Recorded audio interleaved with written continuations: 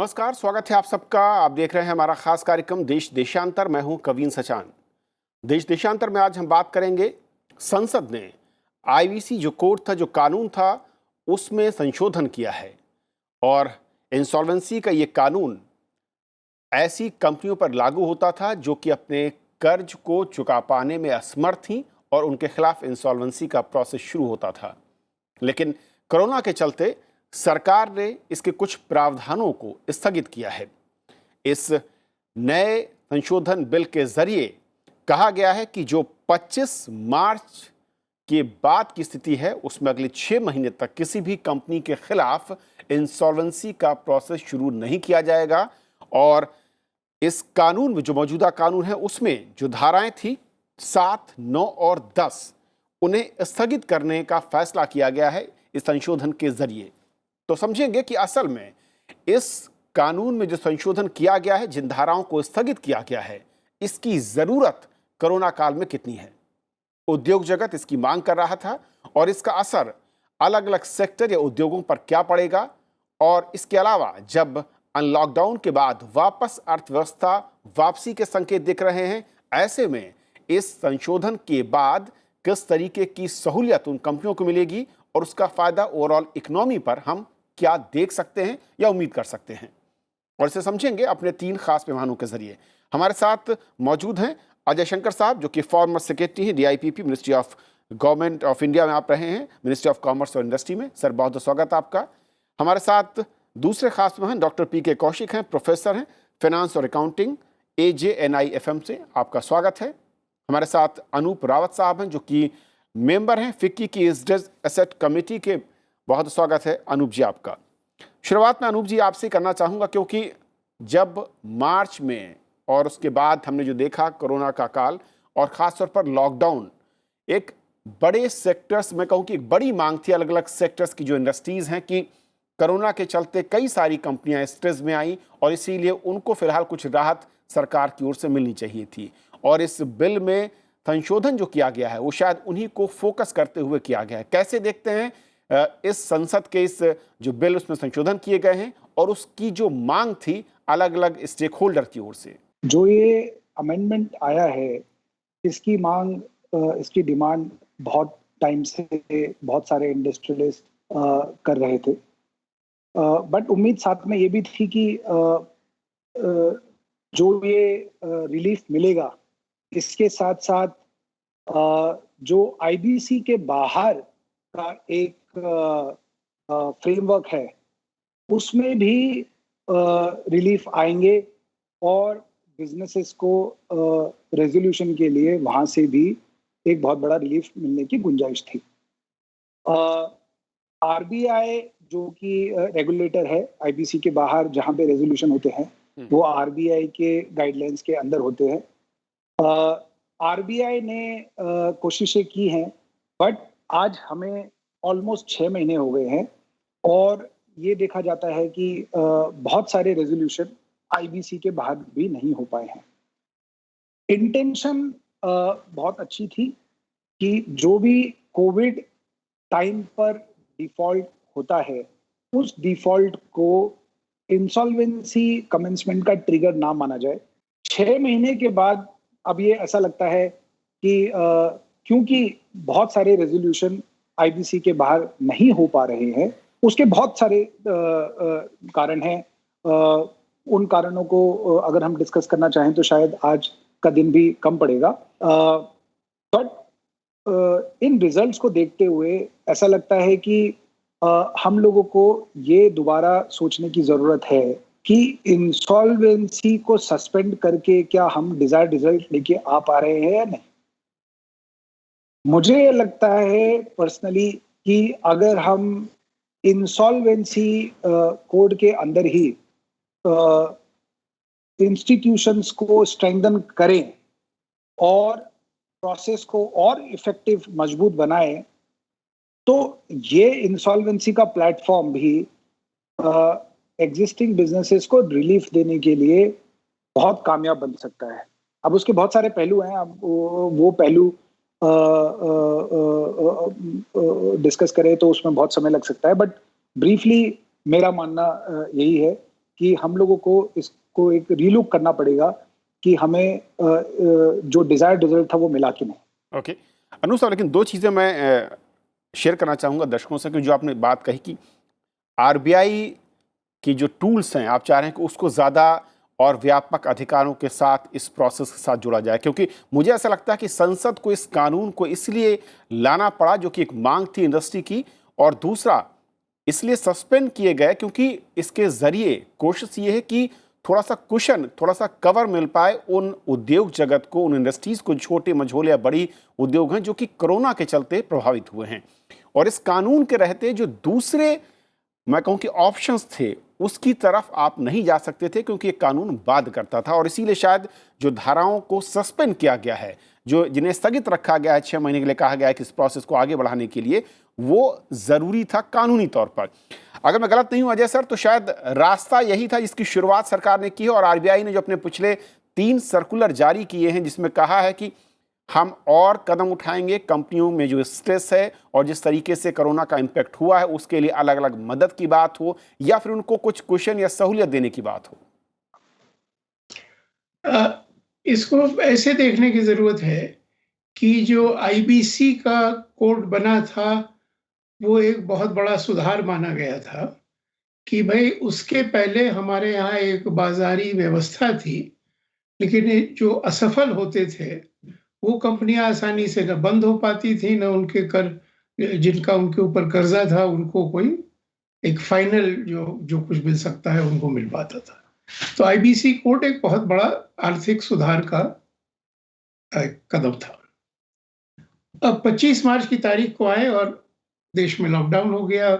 इस जो पहला क्वार्टर गया है उसमें 24% जीडीपी में गिरावट आई है और सारा कारोबार बंद था।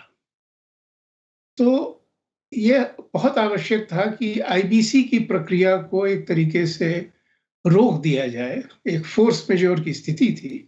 तो इसलिए सरकार पहले ऑर्डिनेंस लेके आई कि भाई हम 6 महीने तक, और अब जो बिल पास हुआ में 6 महीने तक, और हो सकता है 6 महीने और भी बढ़ा दें, क्योंकि जब आप बाजार में काम कर ही नहीं सकते हैं, न उत्पादन कर सकते हैं, न बेच सकते हैं, तो आपके ऊपर जो कर्ज है वो कैसे आप अदा करेंगे। तो इसलिए ये बहुत आवश्यक था और ये बहुत सराहनीय कदम था और अच्छा हुआ कि सही समय पर लिया गया।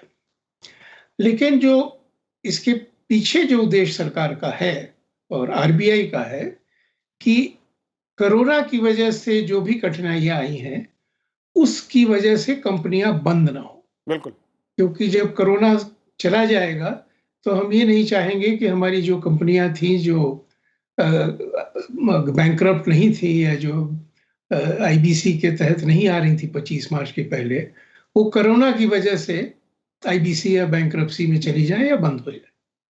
तो इसलिए सरकार ने एक बड़ा कदम तो ये लिया कि साहब हमने इस पे एक मॉरिटोरियम कर दिया, और ये कानून जरूरी था क्योंकि जो हमारा आईबीसी का कानून था उसमें बैंकों के अलावा भी और किसी का कर्जा हो तो वो भी आईबीसी की प्रक्रिया को शुरू कर सकता था, तो उन पे रोक लगाना जरूरी था। लेकिन इसको अगर पूरे परिप्रेक्ष्य में देखें तो साथ साथ आरबीआई ने ये कहा कि लोन की अदायगी में एक मॉरिटोरियम रहेगा, और अब कामत कमेटी की गाइडलाइंस आई है कि लोन्स को या जो कर्ज है उसकी रिस्ट्रक्चरिंग हो सके, क्योंकि अब ये माना जा रहा है कि रिस्ट्रक्चरिंग के बिना भी कंपनियों को बचाना मुश्किल होगा। और कठिनाई ये है कि आज की तारीख में ये कहना मुश्किल है कि कब बाजार में आर्थिक जो काम है वो 25 मार्च की पहली की स्थिति में आ जाएगा, इसमें कोरोना का हम माने कि असर खत्म हो गया। अभी आज की तारीख में कहना बड़ा मुश्किल है क्योंकि हमें पता नहीं कब तक कोरोना चलेगा, कैसे चलेगा, लोगों के मनोबल पे उसका कितना असर रहेगा, कितने दिन तक रहेगा। तो इसलिए अभी अर्थव्यवस्था के सामने कठिनाइयां आगे भी आएंगी और उसको बहुत एक परिपक्व ढंग से उसको संभालना होगा। लेकिन अभी तक जो कदम लिए गए हैं वो सब आवश्यक रहे हैं और उससे कम से कम हम उस रास्ते पर हैं कि हमारी कंपनियां बची रहें, जबकि जिससे कि जब साधारण स्थिति लौट के आए तो अपनी पूरी क्षमता के अनुसार आगे बढ़ सकें और अर्थव्यवस्था को आगे ले जा सकें। केपी कौशिक साहब, जिस तरीके से, क्योंकि 25 मार्च हम देखते हैं जो कि एक बेस लाइन या बेस डेट कही जा रही है, कोरोना के लॉकडाउन को लेकर हो और उसके बाद। और जैसा कि कहा ऐसा ने, बहुत इम्पोर्टेंट हो जाता है कि कोरोना कितना लंबा चलेगा, हम कोई नहीं जानता है। और लेकिन कंपनियों का बने रहना मार्केट में या प्रोडक्शन में या उस चेन में, ये सबसे इम्पॉर्टेंट है। और उस दिशा में ये जो कदम है सस्पेंशन का आईबीसी को उन कंपनियों के लिए, ये कितना महत्वपूर्ण दिखता है ओवरऑल इकोनॉमी के लिए, और अगर इंडस्ट्री के सेक्टर वाइज को भी समझना चाहें कि अलग अलग सेक्टर के लिहाज से तो भी। देखिए, मैं दर्शकों को बताना चाहूँगा कि ये जो भारत सरकार ने किया है, जो राहत दी है, ये एक पेपर वर्ल्ड बैंक ग्रुप ने 13 अप्रैल 2020 को प्रकाशित किया था। उस पेपर में भी यही जिक्र किया गया कि जो भी इंसॉल्वेंसी से संबंधित नियम है और जो बाकी जो उद्योगों की स्थिति खराब हुई है, उनको हमने राहत देनी है। तो हमारी जो सरकार का निर्णय है वो वर्ल्ड बैंक के निर्णय से भी मैच खाता है। अब अगर आप देखें कि कोविड में डिमांड कम हुई है, जो सप्लाई चेन है वो डिस्टर्ब हुई है, उधार माल मिलना कम हुआ है, एनपीएज बढ़े हैं, उसके बाद इंसॉल्वेंसी की जो फाइलिंग है वो भी अधिक हुई है, और कई व्यक्तियों ने तो अपनी संपत्तियों को फायर सेल कर दिया है। इन सब के होते हुए कोई ऐसा उद्योग नहीं है, इकोनॉमी तो है ही, जिसके ऊपर इसका विपरीत असर ना पड़ा हो। मात्र जो हम हर रोज की वस्तुओं का प्रयोग करते हैं, साबुन वगैरह, और जो खाद्य सामग्री है या जो दुकानें खुली रही, उन पे असर थोड़ा कम रहा। मैं ये कहूँगा कि जो सर्विस सेक्टर और मैन्युफैक्चरिंग सेक्टर है, इसमें मैन्युफैक्चरिंग सेक्टर में इसका ज़्यादा असर पड़ा है। क्यों? और मैन्युफैक्चरिंग में भी मैं कहूँगा कि ऑटोमोबाइल इंडस्ट्री में इसका इफेक्ट जो है वो थोड़ा ज़्यादा रहा। पर जब मैं ये कह रहा हूँ तो मेरा ये मतलब नहीं कि सर्विस क्षेत्र में इसका प्रभाव नहीं पड़ा। Hotel industry, transport industry, aviation industry, इसमें तो इसका असर सबसे ज़्यादा देखने को मिला है। तो एज सच हम ये नहीं कह सकते कि किसी एक विशेष इंडस्ट्री पर कोविड का इफेक्ट या प्रभाव ज़्यादा पड़ा है, बल्कि ये हर एक कंपनी की अपनी वित्तीय स्थिति 25 मार्च को क्या थी उसके ऊपर निर्भर करेगा। कुछ ऐसी कंपनियां थी जो बहुत अच्छे काम कर रही थी, जो अच्छा काम कर रही थी उनमें कुशन था, फाइनेंशियल कुशन था, तो वो उनके ऊपर प्रभाव कम पड़ा। कुछ ऐसी कंपनियां थी जिनके ऊपर जो बिल्कुल मार्जिन पे थी, जो कंपनी मार्जिन पे थी उनको इस राहत का सबसे ज्यादा फायदा मिला, और सरकार ने बहुत अच्छी राहत दी है। ये न केवल सेक्शन 7, सेक्शन 9 और सेक्शन 10 के बारे में, मतलब एक नई सेक्शन डालकर, सेक्शन 10A डालकर हमें थोड़ी राहत दी है, बल्कि एक और सेक्शन डाल दी है सेक्शन 66 में, 66 में, उसमें सेक्शन सब 3 डाल दिया है। उसमें ये राहत दी गई है कि जो अब कोरोना की वजह से अपने पैसे का भुगतान नहीं कर पा रहे हैं और उनके खिलाफ अभी नहीं, राहत तक नहीं, बल्कि अंत तक उनके खिलाफ कभी भी कोई प्रोसीडिंग इंसॉल्वेंसी की नहीं की जा सकती। तो ये एक बहुत सराहनीय का कदम है। और इसके अलावा जो पीछे 26 सेक्टर्स, हालांकि हम कहते हैं सरकार ने राहत दी, पर वो 26 आइडेंटिफाई किए गए थे, पर राहत सबको मिली, सब ले सकते हैं, क्योंकि वो एक सिर्फ उन्होंने एक सैंपल के तौर पर 26 क्षेत्रों को राहत दी है। और अभी समाचार पत्रों से पता चल रहा है कि MSMEs के लिए भी सरकार कुछ नया करने वाली है, तो ये सब देखते हुए हम यही कहेंगे कि सरकार ने बहुत अच्छा कार्य किया। और इस एक्ट का उद्देश्य ये नहीं है कि हमने इंसॉल्वेंसी डिक्लेयर करनी है कंपनीज की, बल्कि इसको एक डराने के माध्यम की तौर पे यूज किया गया है कि अगर कोई व्यक्ति डिसिप्लिन्ड नहीं है तो उसको इंसॉल्वेंट आसानी से किया जा सकता है। तो इस डर से काफी लोग अब मतलब इंसॉल्वेंसी से बच पा रहे हैं, क्योंकि इस एक्ट का जो मेरे अनुसार उद्देश्य है वो ये है कि company should function like a going concern. बाकी इसमें जो कौशिक साहब आपने कहा, मैं थोड़ा सा जोड़ना चाहूंगा। बिल्कुल आपने ठीक कहा कि जो 26 सेक्टर्स की बात आ रही थी, ऐसा नहीं है, क्योंकि खुद इसी कार्यक्रम में कामत साहब ने साफ किया था कि 300 से ज़्यादा अलग अलग सेक्टर, सब सेक्टर और जो अलग अलग फील्ड जितने भी हम सोच सकते हैं जो कि इकोनॉमी में हेल्पफुल होते हैं, उन सभी वो उसके दायरे में है, जो कि उनको मदद के लिए आरबीआई को रिकमेंड किया गया है। और अजय सर भी हमारे साथ थे उस शो में। अजय सर, ये बहुत इंपॉर्टेंट है, जैसा कि कौशिक साहब ने कहा है कि इंसॉल्वेंसी का मतलब डर पैदा करना नहीं है, बल्कि ये है कि कंपनियों की फंक्शनिंग अच्छी हो और वो अपना जो काम कर रही हैं प्रोडक्शन से लेकर जो भी दूसरे सेक्टर्स में, उसको सुचारू ढंग से नियमित तरीके से चलाएं और उसके लिए सीरियस रहें। और ऐसे में ये जो कुशन सरकार की ओर से है, चाहे वो आरबीआई के थ्रू मिला हो या फिर इस संशोधन के जरिए, वो कितनी ज़्यादा सहूलियत आपको लगता है देता है? और ऐसे में अब इंडस्ट्री का रोल और उनके जो कदम हैं वो किस तरीके से हमें नजर आने चाहिए? एक और निर्णय सरकार ने लिया था स्टिमुलस पैकेज में, वो ये था कि जो छोटे उद्योग हैं उनके लिए लगभग 3.5 लाख करोड़ का ऋण जो है उसके लिए गवर्नमेंट ने अपनी गारंटी दी थी। तो इसके पीछे उद्देश्य था कि जो छोटी इकाइयां हैं जिनके पास सेविंग्स कम है या धन कम है, तो कम से कम अपने जो आवश्यक खर्चे हैं वो कर सके ऋण लेके। जैसे फैक्ट्री है, दुकान का किराया है, बिजली का बिल है इत्यादि, या कुछ मजदूर हैं या मैनेजमेंट है तो उनको रखें और उनकी तनख्वाह दे सकें ना। ये सुविधा अभी तक बड़े उद्योगों को नहीं दी गई है।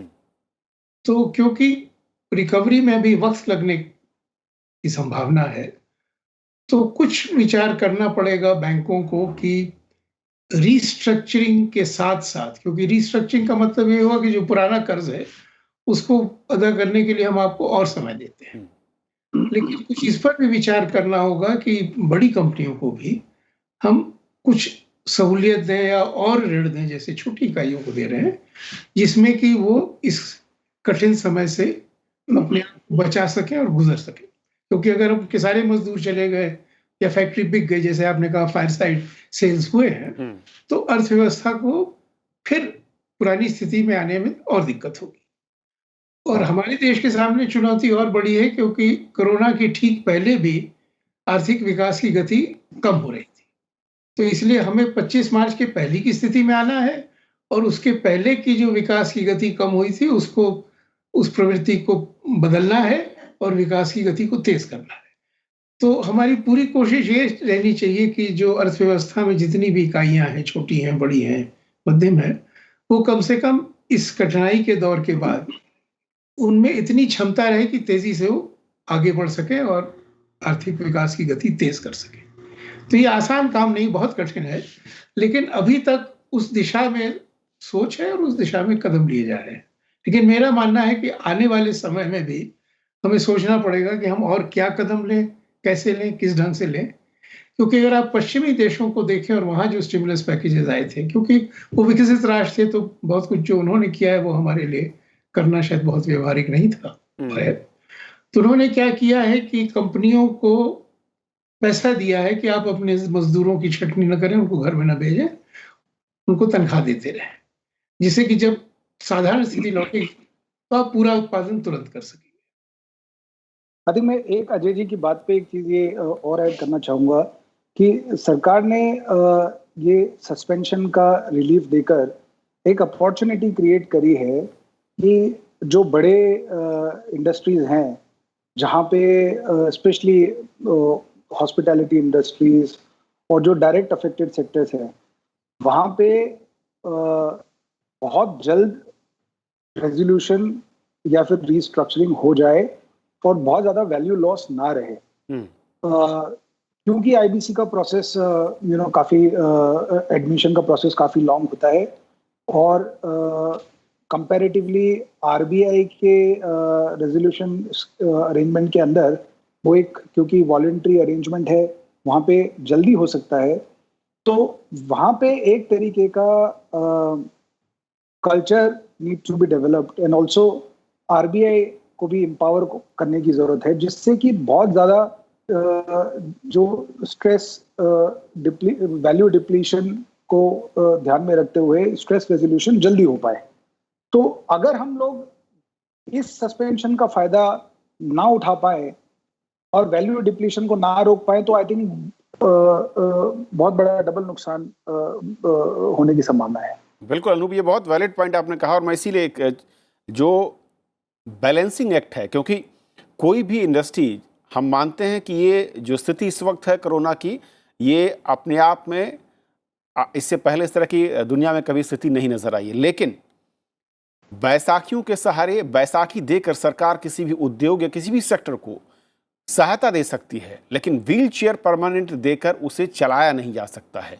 और अगर यहाँ पर ज़्यादा छूट, जिसके ऑप्शंस की बात हो रही है, उसमें एक्सपर्ट ये भी कहते हैं कि फिर जो बैंकिंग सेक्टर है वो कहीं चरमरा ना जाए, क्योंकि अगर आप ज़्यादा छूट या उसकी बात करते हैं तो जो एल्बो रूम है, जिसे मैं कहता हूं कि सरकार के पास जो विकल्प हैं, उसमें जो सबसे बेहतर या सबसे ज़्यादा जिसमें स्पेस दिखता है, शायद उसका सहारा सरकार लेकर आगे बढ़ रही है। और ऐसे में इंडस्ट्री को रिस्पॉन्ड करना होगा। वो कैसे रिस्पॉन्ड करती है, इसमें तय होगा कि आगे भविष्य क्या होगा।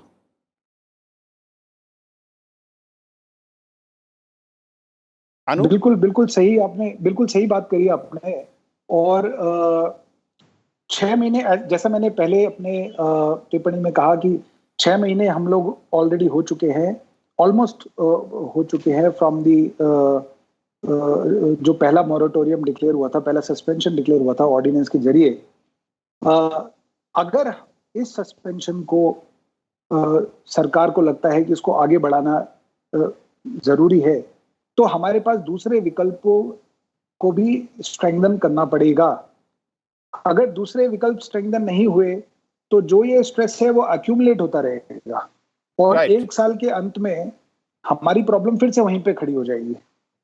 और मैं ये भी कहूंगा कि एक विकल्प जो कंपनीज के पास रहता था कि वो खुद, अगर उनको लगता है कि हम लोग इंसॉल्वेंसी के जरिए ही रेजोल्यूशन लेके आ सकते हैं, तो आई थिंक एक वो विकल्प अगर सरकार उसको कंसिडर करे तो वो विकल्प सेक्शन 10 का जो विकल्प था, आई थिंक वो खुला रहना चाहिए।